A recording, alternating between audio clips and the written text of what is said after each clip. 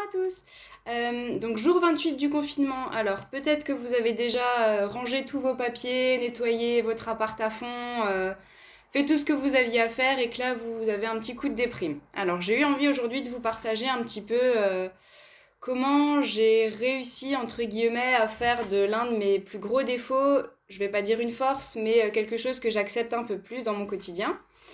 Donc je suis une personne très très très maladroite. Voilà, celles et ceux qui me connaissent bien savent que bah voilà, je suis le style de personne à casser son téléphone, à rayer sa voiture, à se brûler la main avec de la cire d'épilation, un jour férié, à s'enfermer sur son balcon, à se casser la figure dans les escaliers, quoi d'autre, à renverser un verre de lait quand elle est petite, alors que sa sœur lui dit 4 fois fais attention, t'as un verre en main, te penche pas.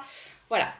Donc c'est quelque chose qui m'a beaucoup complexée étant plus jeune, puisque bah voilà, la peur du regard des autres, la peur du ridicule, tout ça, et que j'ai réussi avec les années, avec l'expérience de ma maladresse qui était toujours récurrente, à l'accepter et à me dire ok, bah écoute, tu es comme tu es.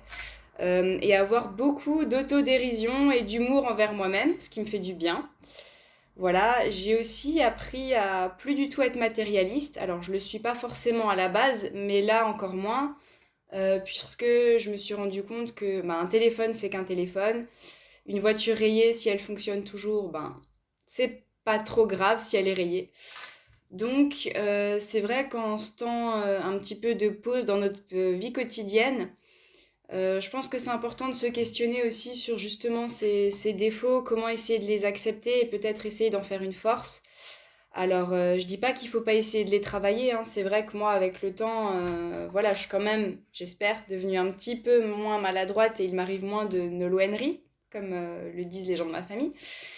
Mais en tout cas, voilà, j'ai appris à me dire, ok, ben, je suis comme ça et au final, il faut en rire, quoi. Il faut vraiment en rire et avoir beaucoup d'humour envers soi-même, je pense que c'est important. Essayer de prendre du recul et de se dire, ok, bah ouais, je suis maladroite, c'est comme ça en fait. Voilà.